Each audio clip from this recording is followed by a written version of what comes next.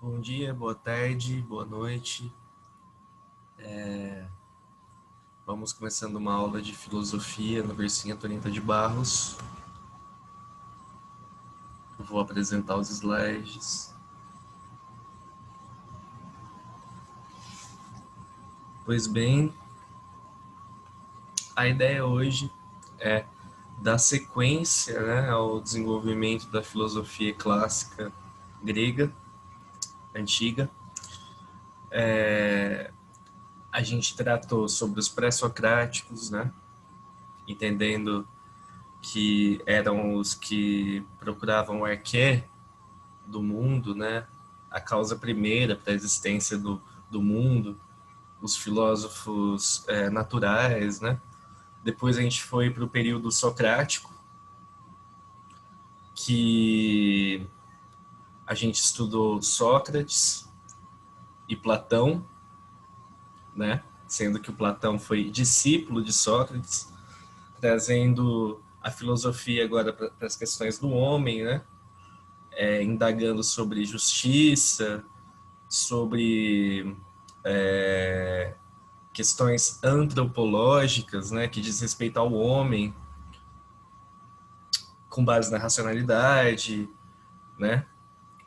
Com o Platão a gente viu a importância da metafísica no sentido de distinção entre o mundo ideal, do belo, do perfeito, e o mundo sensível, né? Das amarras da alienação, né? Do mundo da caverna, que a gente viu isso. E o mundo fora da caverna, da luz, que deve ser alcançado, né? E agora a gente vai tratar sobre um discípulo de Platão. Platão, discípulo de Sócrates, e Aristóteles, discípulo de Platão. E aqui a gente pode dizer que, de fato, começa a proposta da ciência ocidental até moderna. Então, ele é um dos pensadores clássicos mais importantes para essa transição da filosofia para uma forma de conhecimento que diz respeito à ciência. Ele é versado em várias áreas, né, como eu coloquei embaixo, e se dispôs a estudar muitas formas de vida, né, e a refletir sobre elas com base na racionalidade, na experimentação, na observação, na investigação. E vai ser um dos fundadores da ciência ocidental. Inclusive, suas obras serão utilizadas pelo desenvolvimento do renascentismo, né, no início da Idade Moderna, e antes até pelos autores da escolástica, da Idade Medieval, né, utilizando as obras de Aristóteles para, inclusive, fazer um elogio ao cristianismo, vinculando a filosofia de Aristóteles com o cristianismo. Tipo, São Tomás de Aquino faz isso. E, e por aí vai. Essa é a importância, então, desse autor. Um autor clássico que atravessa gerações e séculos, né? Discípulo de Platão, como eu disse, que criou a escola Liceu, né? Os peripatéticos que ficavam andando, observando as coisas no mundo, refletindo as coisas da natureza, eu digo, né? Porque ele teve um contato muito forte com a biologia, com a botânica também. Esses eram os peripatéticos que ficavam andando, estudando, podemos dizer assim. E também vai ser lembrado porque o Aristóteles ele nasce naquele momento de, de, de expansão do Império da Macedônia, né, do qual a Grécia também fazia parte. Ele nasce ele vai ser lembrado como professor de Alexandre o Grande, um grande conquistador da Macedônia, né, o grande rei Alexandre o Grande, que, reza a lenda, foi discípulo de Aristóteles. Então, esse é o tamanho do filósofo, né, que a gente está tratando aqui. A gente caracterizou, então, o período de Sócrates e de Platão como período socrático, né, com todas aquelas explicações que eu dei. Aqui, com Aristóteles, ele vai dar início ao período sistemático, como o próprio nome diz, com a referência é a ideia de sistematizar todo o pensamento ocidental grego, que foi feito até então, né? Podemos dizer assim.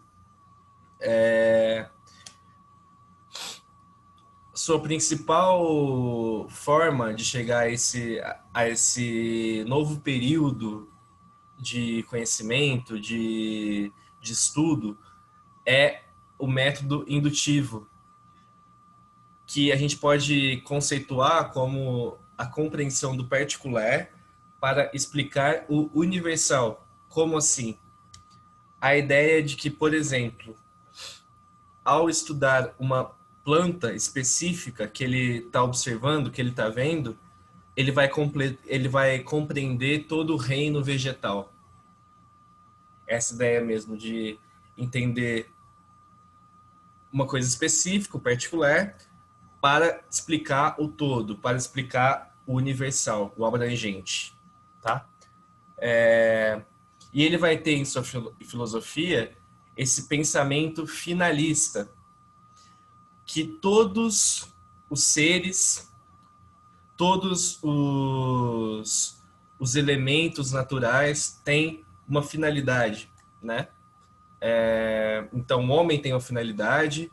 Na cadeia alimentar, por exemplo, os animais, cada qual no seu lugar, né, tem uma finalidade, uma planta tem uma finalidade, e por assim em diante.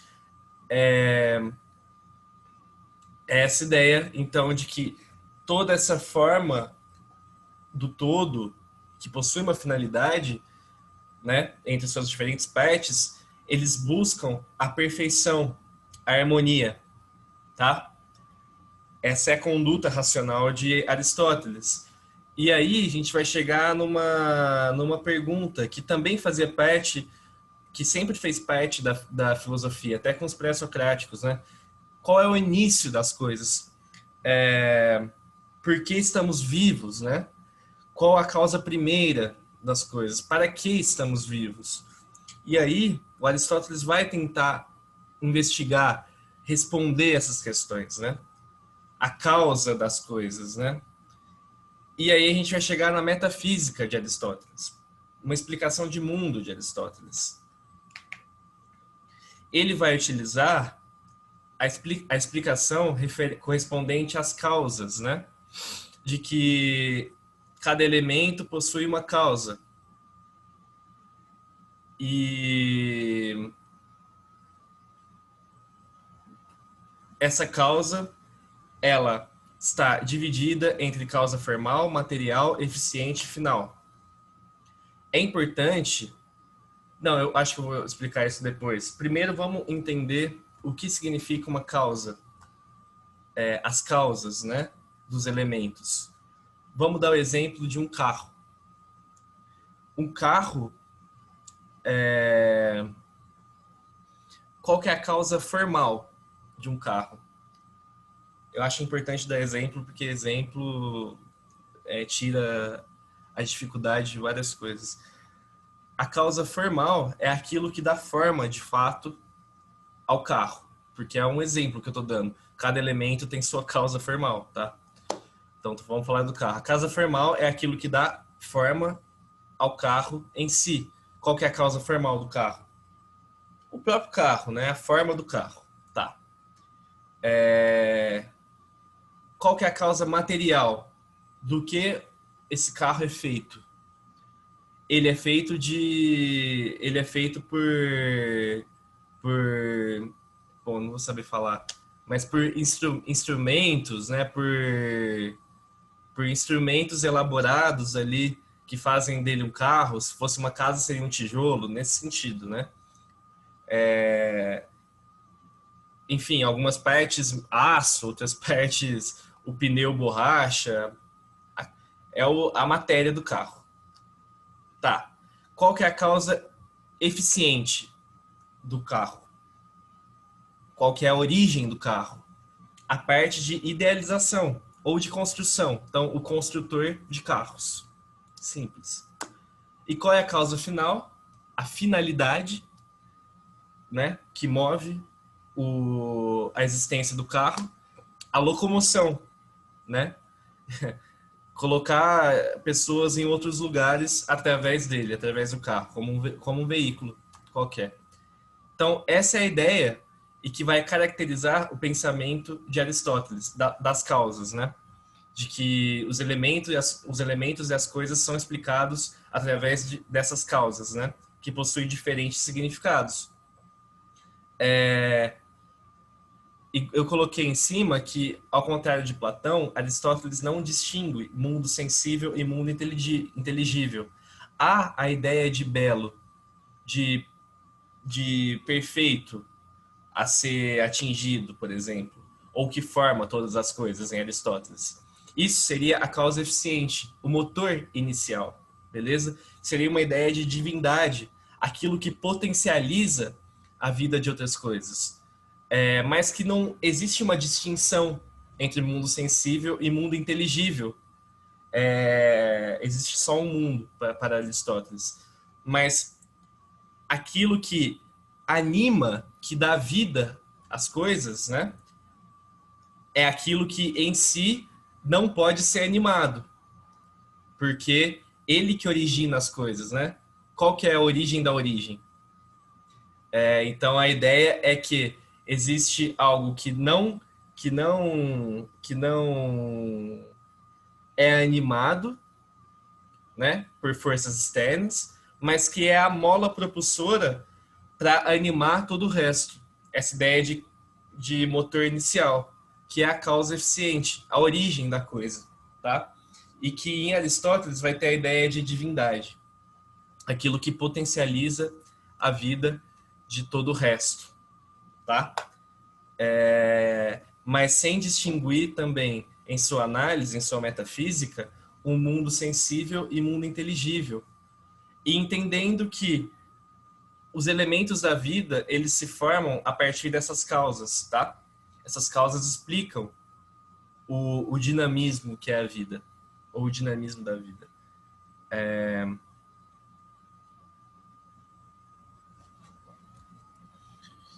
E é interessante que o Aristóteles, isso é fundamental da filosofia dele, do pensamento dele. Ele tem uma preocupação de categorizar, de classificar as coisas, os objetos, né? Ele tem um sentido classificatório de gênero, né? As condições necessárias para ser um homem, as condições necessárias para ser uma planta, ser animado, ser inanimado. Uma cadeira, por exemplo, seria inanimado. Enfim, o que eu estou querendo dizer, e que eu acho importante para vocês também vestibulandos, é terem uma ideia de Aristóteles como um cara que vai, e é um dos primeiros, a propor uma classificação de gênero, de espécie, né? De elementos naturais, de seres vivos, né? Os componentes, né? Os objetivos de cada seres. Inclusive, esse aspecto da causa formal, causa material, causa eficiente, causa final, ele tem a ver com isso, né? A finalidade de cada objeto, né? Ou a classificação dos objetos e dos seres, nesse sentido. E o Aristóteles é fundamental também, e é um cara que eu estudei no meu primeiro semestre de política, ele é fundamental para a filosofia política. Ele vai nutrir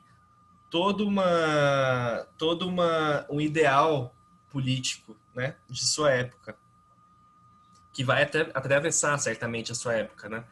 Vai ser, digamos assim, colocado em xeque só lá no século XVI por Maquiavel, por outra forma de enxergar a política. Então, atravessa muitos séculos, né? Mas primeiro vamos entender a concepção antropológica de Aristóteles, né? Antro tem a ver, antro diz respeito a homem, né? Então, qual que é a antropologia aristotélica? Como ele compreende o homem? É a fórmula, a equação muito conhecida do homem como animal político, né? Mas ele tem uma ideia de que o homem é um animal político porque antes ele é dotado de logos.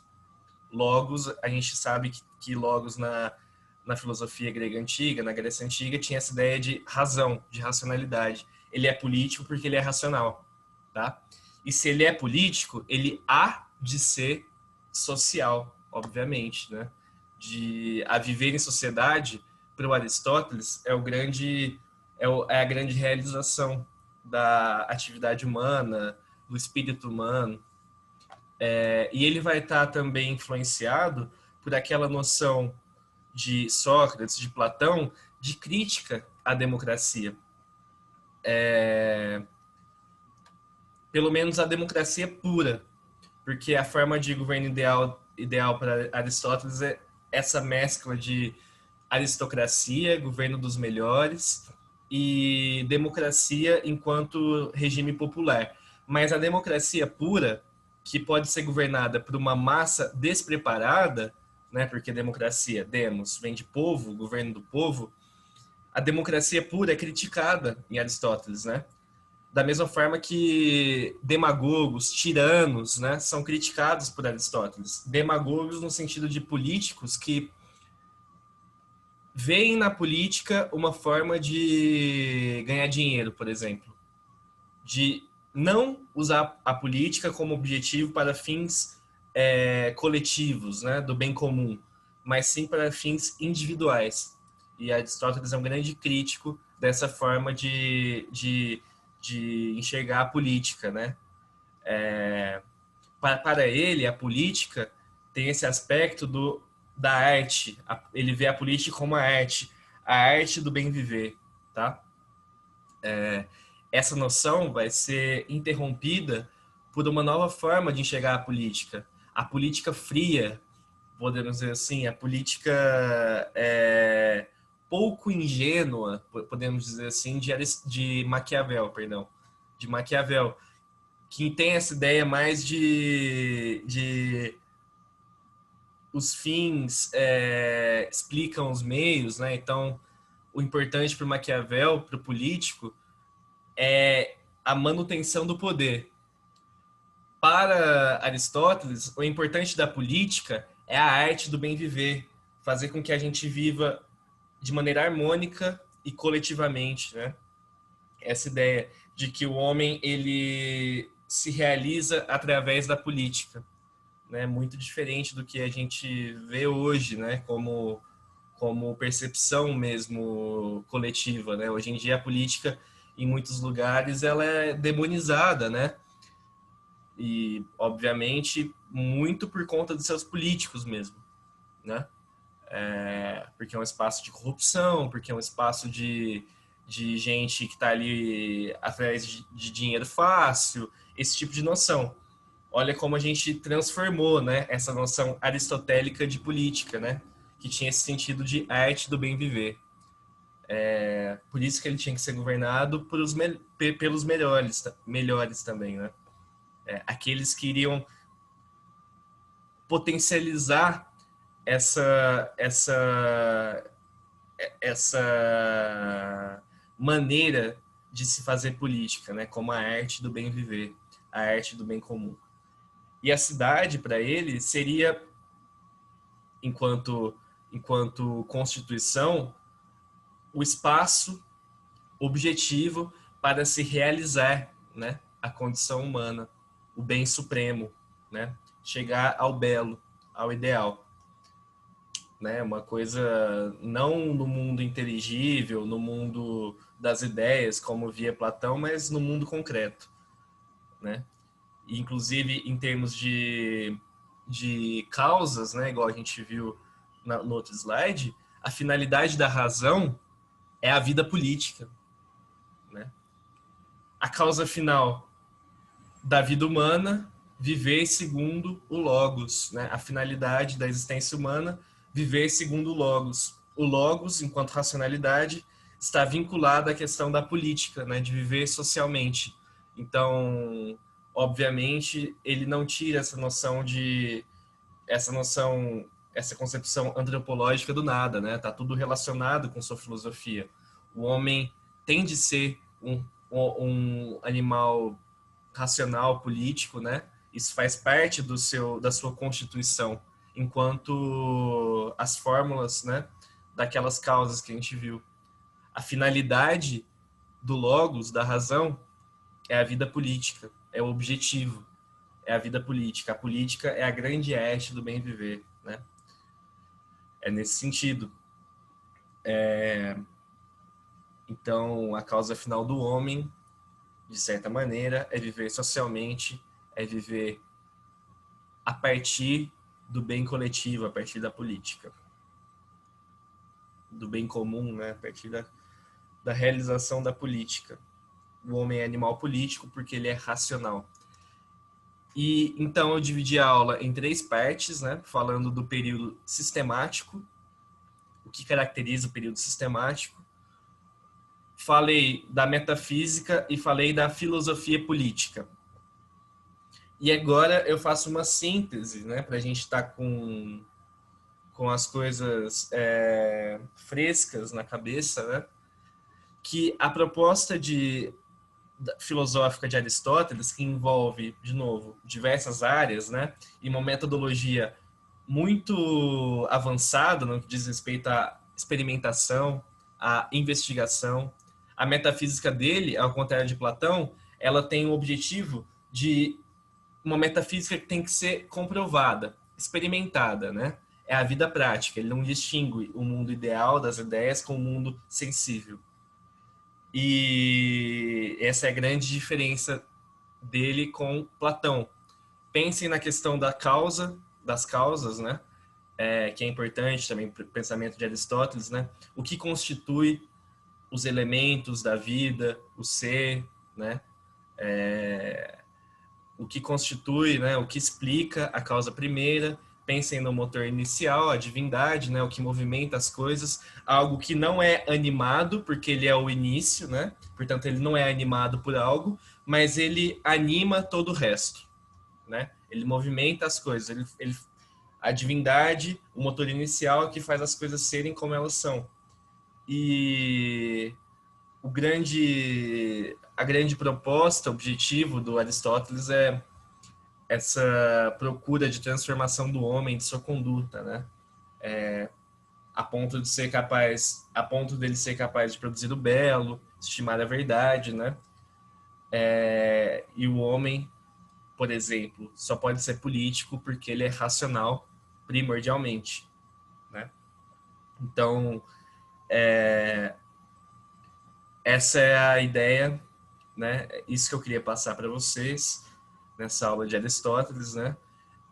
Terminando aqui esse desenvolvimento da filosofia grega antiga, né? E a partir disso a gente já está num ponto de fusão da cultura, até historicamente, eu digo, né? Fusão da cultura ocidental com a cultura oriental, né? Na antiguidade, aí tem as correntes helenísticas e tal, mas, digamos assim, o pensamento ocidental, grego, né? Antigo, clássico, ele tem como os expoentes fundamentais, esses três que eu falei, o Sócrates, o Platão e o Aristóteles, né? Um discípulo do outro, respectivamente. E era isso que eu queria passar, né? E apresentar o autor, o filósofo, para vocês. Espero que estejam compreendendo, né? Qualquer dúvida, podem me chamar. Muito obrigado.